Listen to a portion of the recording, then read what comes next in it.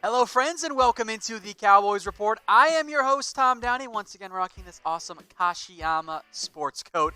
We're going to dive into quite a few rumors. Yes, we will get to Dez Bryant, but first, I'm just the bearer of bad news all day today, I guess. Daniel Ross was arrested on Wednesday for possession of marijuana and an illegal firearm because we've now gone 0 days without nonsense for the Dallas Cowboys. Also, why is it always the defensive linemen who get in trouble? You have Randy Gregory's issues, you had Robert Quinn get suspended, you had all kinds of stuff with David Irving, even DeMarcus Lawrence got in trouble. I don't really know what's going on with the Cowboys defensive linemen always getting in trouble off the field. Now, Ross is on IR with a shoulder injury, so from that perspective, it doesn't really impact the Cowboys. They declined comment. This might be where they just try to ignore it for as long as they can and then evaluate later on. But what should the Cowboys do with Daniel Ross? Type K for keep him, C for cut him. Let me know in the comments section. This is the type of player that you're willing to make an example of. If a more notable player got in trouble for the same thing, really wouldn't matter. But for Ross, he's a minor player. Probably wasn't going to make the team next year anyway. Maybe you give the old, can't do this, you have to show the example.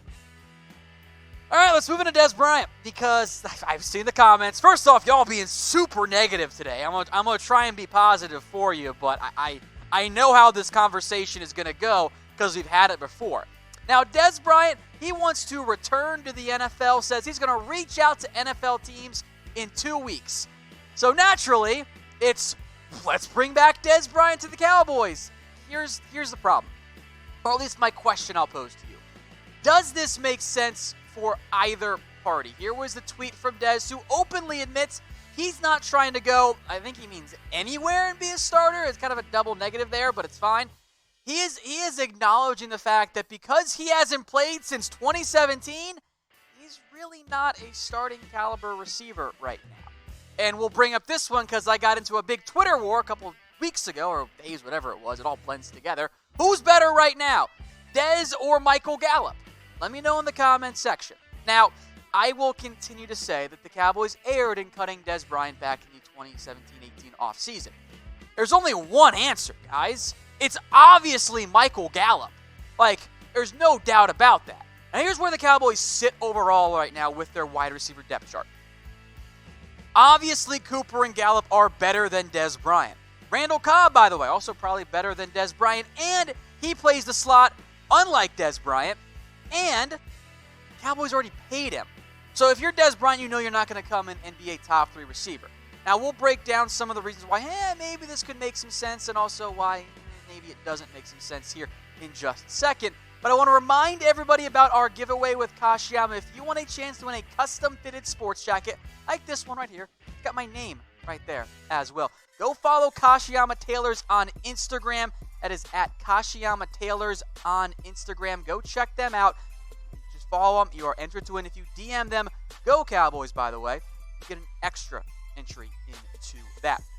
Also, once we get to a certain number of followers there, 3,100, we'll give away $25 on Venmo. Again, by the way, that winner for the custom suit will be announced November 17th after that Cowboys-Lions game. Just keep that in mind. So go follow them on Instagram at Kashiyama Tailors. And then we'll announce that winner November 17th. All right, back to the Dez. Here are the arguments I've seen to add Dez Bryant. First up, time heals all wounds because remember, Dez Bryant kind of went scorched earth when he got cut. We remember that, right? Where he called Sean Lee a snake, ripped into Travis Frederick, and obviously Linehan being gone is a help there, but I don't think Dez Bryant likes Jason Garrett all that much. We'll get into the red zone help as well in a minute. And also, he's better than insert receiver. All right? So there you go. Now, I want to remind everybody, because I feel like we're looking through rose-colored glasses sometimes. Dez Bryant, the last time we saw him on the field, Dez Bryant was not the same guy. He was not prime Dez Bryant. Please remember that. Inefficient, but put up some decent numbers. Also had 12 drops. Now, the red zone side of it, right? First off, are we forgetting what the problem was with Dez and Dak for the Cowboys? The red zone stuff didn't work. It was an issue. The red zone relationship between Dak and Dez, for whatever reason, did not work. Here are the red zone stats. Of course, 2017, that's Dez's numbers. This year, 2019, those are the Cowboys numbers for Amari Cooper, Gallup, Cobb, and Witten. They've been a lot more efficient this year in the red zone. Now, the Cowboys this year have used 11 personnel pretty heavily. So you're not bringing in Dez to play along with Cooper and Gallup and Cobb. You'd be bringing in Dez to be a backup. Now, if Dez wants to be a backup, kind of makes some sense. Here's the problem, though. What role does Dez Bryant have on the Cowboys in 2019? Now, I'm not going to sit here and try and be crazy and say, Ventel Bryant, Devin Smith are better than Dez Bryant. I don't think that's the case. Here's the problem. Roles matter in the NFL. Tavon Austin has his role as your number 4 receiver, gadget, and special teams guy. You're not putting Dez Bryant back there on punt and kick returns at 31 years old. There's no way. All right, Cedric Wilson brings you backup return ability and slot ability, which that's another issue for Dez Bryant. He's never been a slot receiver. The most he's ever played in a single season, snap percentage-wise, is like 16%. Let me get the exact number. I have it written down here. The most Dez Bryant has played as a slot receiver, 17.8%. Those numbers are super, super low. Now, he's better than Devin Smith and Ventel Bryant. Devin Smith brings you the speed Dez Bryant does not have. I would cut Devin Smith right now to bring in Dez Bryant. Ventel Bryant, though, special teams guy. That's what he's doing. Dez Bryant literally does not play special teams. What is the purpose of having a number 5, number 6 receiver, at least Devin Smith has played special teams this year, if they're an older receiver, doesn't bring you a ton of speed, and don't help you on special teams? I'd cut him for Devin Smith. I think most of us in the comments would do the same. But is that actually what Dez Bryant wants? That means the upside for Dez Bryant is you're banking on injuries. Now, if injuries happen, we can revisit the topic of Dez Bryant. But he's an outside receiver. That's what he's been for most of his career. He has some flashes here, but he's not going to be the guy you lean on if Randall Cobb gets hurt. That's probably still Tavon Austin, who is still a better athlete at this point in their careers than Dez Bryant. Now, I think these are much better fits for Dez Bryant. There is a spot in the NFL for Bryant. Of that I have no doubts. I just don't think it's a fit with the Dallas Cowboys right now. He can get more playing time for the Texans, the Saints, the Bills, Packers, and Oakland. So if Randall Cobb and Amari Cooper and Gallup are all healthy, what's the role for Dez Bryant? It's being inactive on game days, kind of like Devin Smith is right now. And Dez, a little bit more expensive. And if you're Dez, don't you want to play? You're not really contributing if you're inactive each week. You can go back to the Saints or wherever to have a fit there. Now, I don't worry at all about the attitude for Dez. That's not a big concern for me. I do kind of worry about the relationship with Frederick and Sean Lee, etc., and even Jason Garrett there too. So I want Dez Bryant to retire as a Cowboy. Of that, I am very confident. I've been clear on that in the past. But I don't think Dez makes sense for the Cowboys right now, and I don't think the Cowboys make sense for Dez Bryant. He's not the same guy he was. He's not going to be one of your top 3, even top 4 potentially receivers. That doesn't really do much for either side. So in the end, I kind of feel like a hater saying it, even though I'm right. Have to let the past die. It just doesn't make sense right now for Dez and the Cowboys. So I know I'm being called a hater in there. It's fine. I expected it, but it just doesn't make sense there for Dallas in the end. Speaking of haters, how about Chris Sims? Chris Sims has updated his rankings for quarterbacks, and I took the bait. I know. I'm sorry. He ranked Dak as the 10th best quarterback this year, which on one hand, okay, top 10, yeah, that's right. Here's the problem. He's behind players like Kirk Cousins and Jacoby Brissett. Now, Prescott has been great this year. I guess we could argue it if we want to. I mean, it's kind of like, arguing in circles, because at this point, if you just don't think Dak's been great this year, you just don't really know relative to what's going on in the NFL how good he's been. Here with Sims' 6 through 10 rankings. Now, Matt Stafford's been great, so I'd probably put Dak ahead of him, but I'm not going to argue too much about that. It's Brady, I get it. I think we've done the Kirk Cousins, Dak Prescott argument to death at this point because, well, Kirk can't even beat Dak. It's not just team wins, it's that Dak's the better player. And Brissett has been good for the Colts, but I don't understand the argument of saying you would want Jacoby Brissett instead of Dak Prescott. The only argument you can make is that, well, Dak has more interceptions, which he does. That's been a problem. And despite the interceptions, Dak's still been really good this year. 69.6, the ultimate nice completion percentage, better yards per attempt, significantly further depth of target, a full almost 2.5 yards. That's a big difference in the NFL. And the completion percentage versus expectation, 7.2% versus -2, i.e., Dak's been more accurate. Now, the interception's a big problem, but he's been really good. That doesn't even factor in the rushing ability.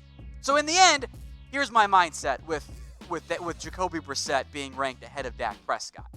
As far as I'm concerned, Chris Sims is just mad that Major Applewhite was a better quarterback, and I think that's been an issue for Sims' entire NFL college career.